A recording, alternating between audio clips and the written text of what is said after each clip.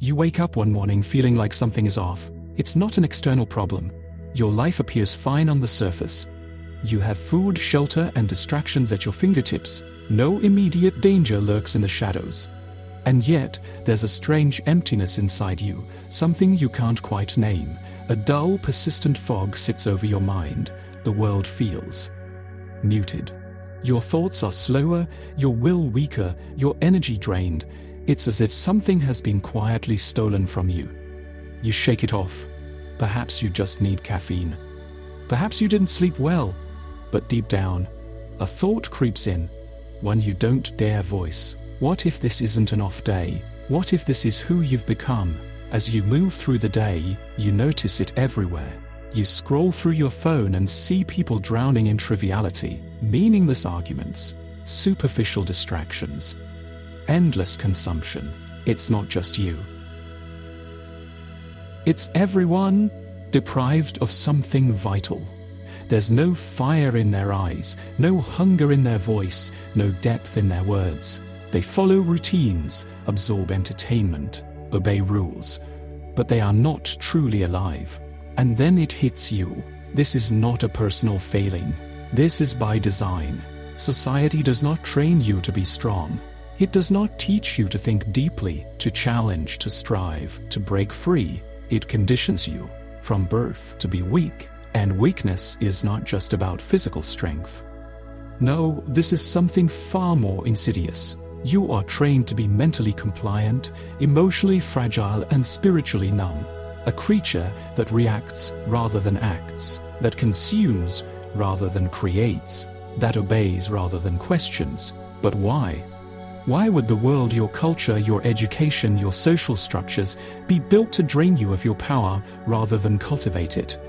And more importantly, what happens if you refuse to play along? Hold that thought. Because to understand how this invisible force has shaped you, how it has robbed you of your strength without you even noticing, you must first uncover its roots. And once you do, you may never see the world the same way again. Think back to your childhood. Before you understood the rules of society, before you were taught how to behave, there was a time when your instincts were raw, your emotions unfiltered, your curiosity untamed. You questioned everything. You played recklessly. You spoke your mind without hesitation. You experienced life in its purest form, with fire, with intensity, with hunger. But then, slowly,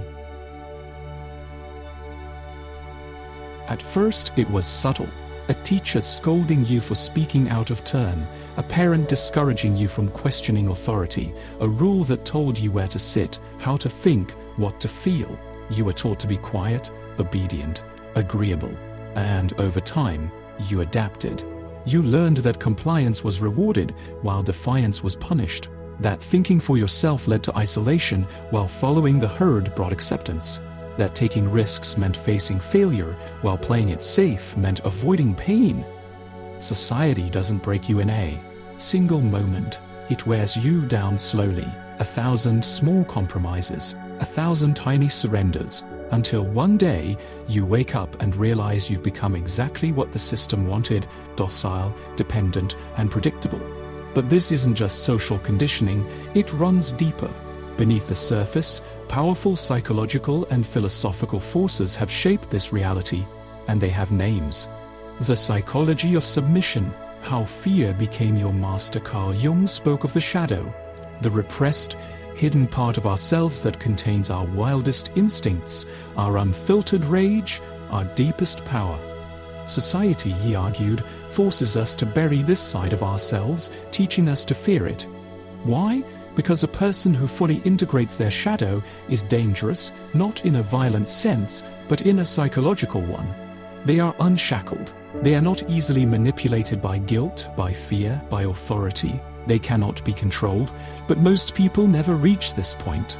Instead, they are conditioned to fear their own strength. From a young age, we are trained to suppress our natural aggression, our independent thought, our hunger for challenge. This is why modern society pathologizes struggle. Feeling angry, that's toxic. Feeling restless, that's a disorder.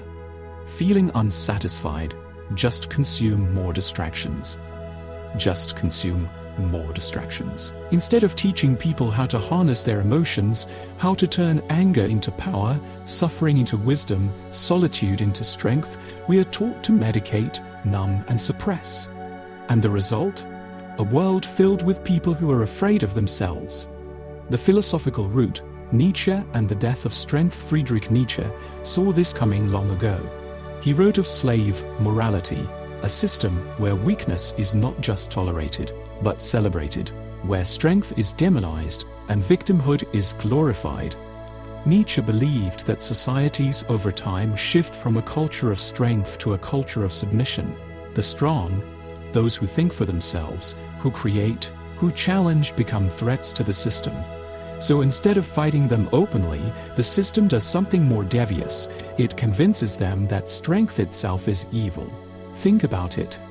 Modern culture tells you that ambition is selfish, that questioning authority is dangerous, that striving for more is greedy. Instead, you are encouraged to be passive, compliant, and endlessly apologetic. But why would society do this? Because a weak population is an obedient population. Weak people do not challenge injustice. Weak people do not overthrow corrupt systems.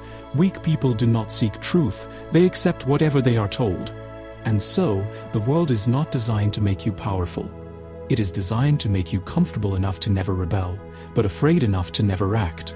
The illusion of comfort, how convenience became your cage. But here's the final twist. Society does not control you with open chains. No, it gives you something far more seductive: comfort. Aldous Huxley predicted this with eerie accuracy in Brave New World. He warned that the future of oppression would not be one of force, but of pleasure. That people would not need to be coerced into submission, they would walk into it willingly, distracted by endless entertainment, pacified by convenience. And isn't that exactly what we see today? Everything is designed to be effortless. Food delivered in minutes, answers at the touch of a button, dopamine hits on demand. The modern world has made suffering optional. But at what cost? Because with suffering comes growth, with discomfort comes resilience, with struggle comes strength. When was the last time you truly pushed yourself, faced real discomfort, took a genuine risk? If you can remember, ask yourself, is that a coincidence, or is that by design? Because the harsh truth is this: the system does not need chains to keep you weak. It only needs you to fear discomfort enough to stay exactly where you are. And if that doesn't terrify you, it should. But what happens when an entire society is built on this foundation of weakness? That's where things get even darker. Think about the world around you, the people you meet, the conversations you overhear, the patterns you see repeating day after day. Now look deeper. Look past the distractions, the artificial smiles, the polished illusions. What do you see? A society filled with people who are exhausted, lost, and unfulfilled. People who go through the motions of life, but rarely feel alive. People who follow routines, but rarely question them. What happened? If society has truly trained people to be weak, then what is the result of this conditioning? What kind of world does it create? The answer is not just unsettling. It's catastrophic.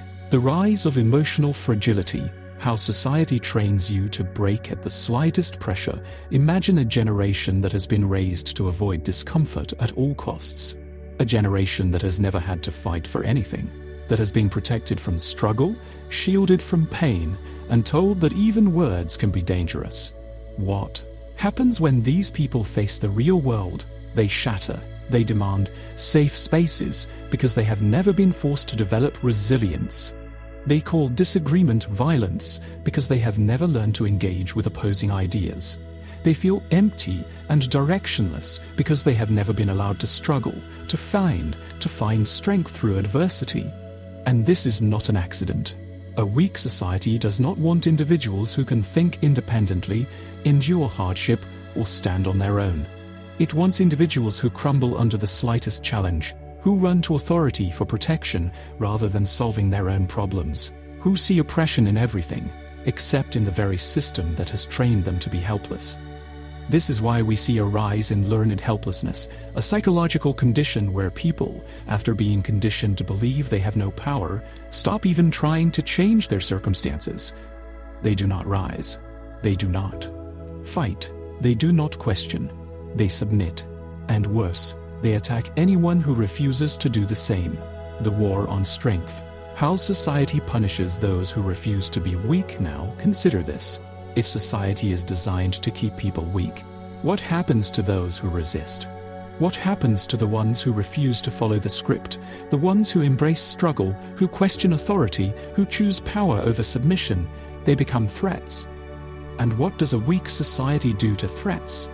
It does not challenge them, it demonizes them. It demonizes them. Ambition becomes selfishness. Discipline becomes toxic masculinity. Confidence becomes arrogance.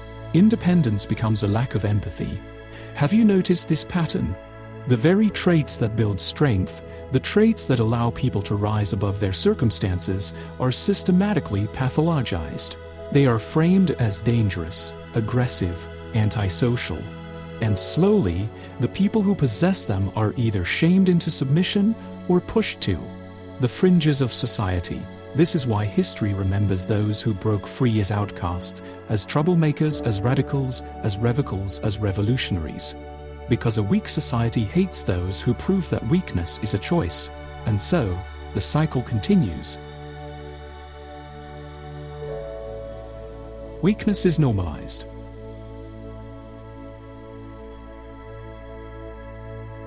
Think about the world around you, the people you meet, the conversations you overhear, the patterns you see repeating day after day. Now look deeper. Look past the distractions, the artificial smiles, the polished illusions. What do you see? A society filled with people who are exhausted, lost, and unfulfilled. People who go through the motions of life, but rarely feel alive. People who follow routines, but rarely question them. What happened? If society has truly trained people to be weak, then what is the result of this conditioning? What kind of world does it create? The answer is not just unsettling. It's catastrophic. The rise of emotional fragility, how society trains you to break at the slightest pressure. Imagine a generation that has been raised to avoid discomfort at all costs. A generation that has never had to fight for anything, that has been protected from struggle, shielded from pain, and told that even words can be dangerous. What happens when these people face the real world? They shatter. They demand safe spaces because they have never been forced to develop resilience. They call disagreement violence because they have never learned to engage with opposing ideas. They feel empty and directionless because they have never been allowed to struggle, to find strength through adversity. And this is not an accident. A weak society does not want individuals who can think independently, endure hardship, or stand on their own. It wants individuals who crumble under the slightest challenge, who run to authority for protection rather than solving their own problems, who see oppression in everything, except in the very system that has trained them to be helpless. This is why we see a rise in learned helplessness, a psychological condition where people, after being conditioned to believe they have no power, stop even trying to change their circumstances. They do not rise. They do not fight. They do not question. They submit. And worse, they attack anyone who refuses to do the same. The war on strength. How society punishes those who refuse to be weak now, consider this. If society is designed to keep people weak, what happens to those who resist? What happens to the ones who refuse to follow the script, the ones who embrace struggle, who question authority, who choose power over submission? They become threats. And what does a weak society do to threats? It does not challenge them, it demonizes them. It demonizes them. Ambition becomes selfishness. Discipline becomes toxic masculinity. Confidence becomes arrogance. Independence becomes a lack of empathy. Have you noticed this pattern? The very traits that build strength, the traits that allow people to rise above their circumstances, are systematically pathologized. They are framed as dangerous, aggressive, antisocial. And slowly, the people who possess them are either shamed into submission or pushed to the fringes of society. This is why history remembers those who broke free as outcasts, as troublemakers, as radicals, as revocals, as revolutionaries. Because a weak society hates those who prove that weakness is a choice, and so, the cycle continues. Weakness is normalized.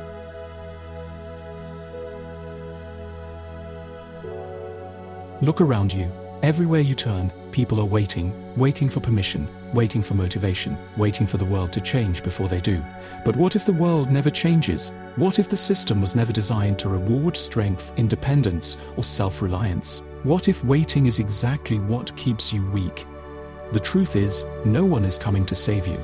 And if that realization fills you with fear, good, because that fear is the first step towards something powerful, awakening. Step 1. Embrace discomfort like your life depends on it. The easiest way to control people is to make them fear discomfort.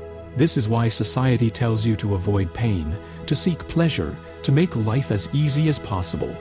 It's why everything is designed for instant gratification. It keeps you passive. It keeps you dependent. But here's what no one tells you. Discomfort is the path to strength.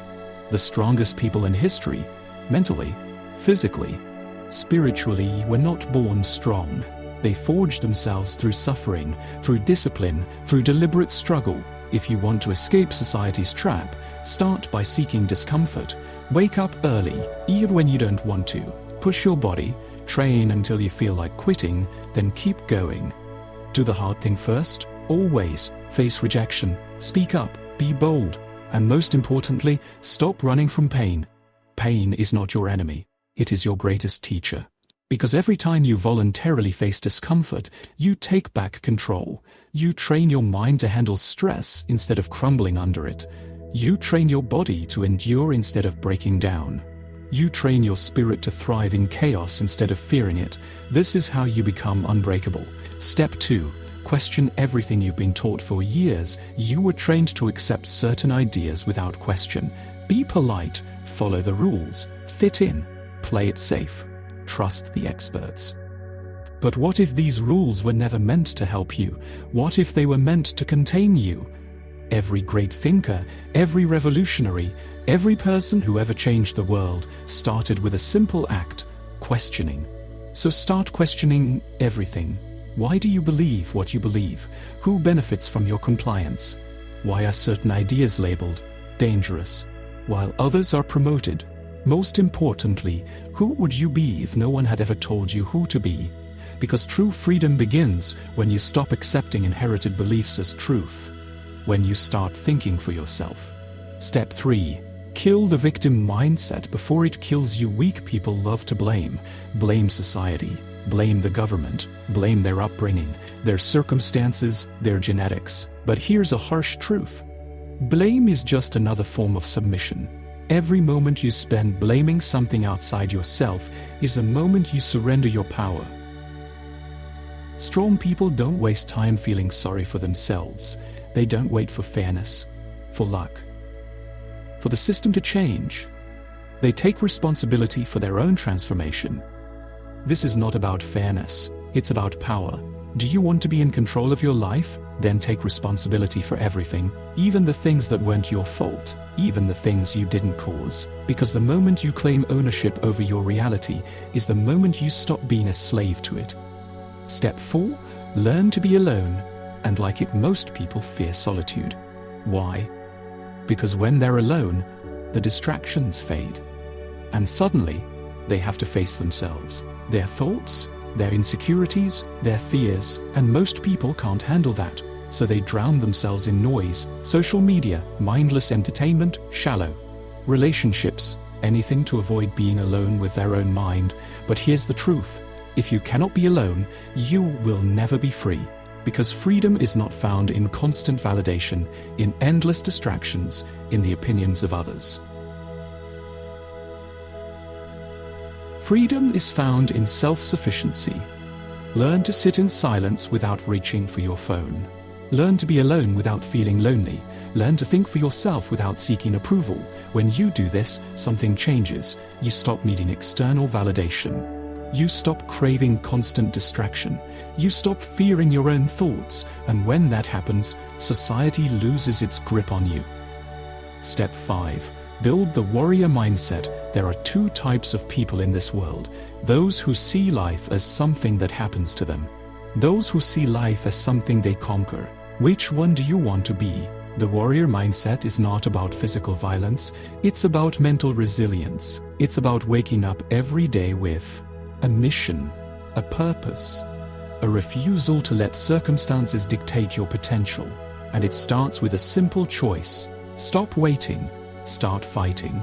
Not fighting other people, fighting your own weakness, fighting your own excuses, fighting the part of you that wants to stay comfortable, compliant, passive. Because no one escapes the system by accident. You break free by force, through discipline, through self-mastery, through a relentless commitment to becoming powerful in a world that wants you weak. And once you do, once you stop waiting, stop fearing, stop submitting, you become what the system fears most: an individual who cannot be controlled. And that is how you win. But there's one last piece, one final truth that changes everything. You have spent your entire life being trained to be weak, and yet here you are, still searching, still questioning, still resisting. Why? Because something inside you has always known the truth. Something inside you has always whispered, this isn't right, this isn't how life is supposed to be. And now, as the illusions crumble, as the system's conditioning falls apart in your mind, you are left with one final realization. A truth so obvious,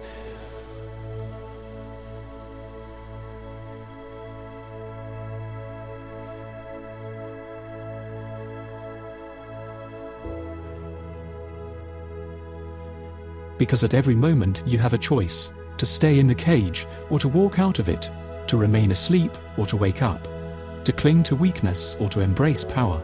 And deep down, you have always known this: the final enemy, yourself. For years, you have blamed the world for your struggles: the education system, the media, the government, the culture of passivity. And yes, these forces are real. Yes, they have shaped you, but they only had power over you because you allowed them to. The final test, the one most people never pass, is this: are you willing to accept responsibility for your own weakness? Are you willing to stop blaming the system and start reclaiming your power? Because the truth is, most people don't want to be free. Freedom is terrifying. It means no excuses, no one to blame, no one to protect you from the weight of your own choices.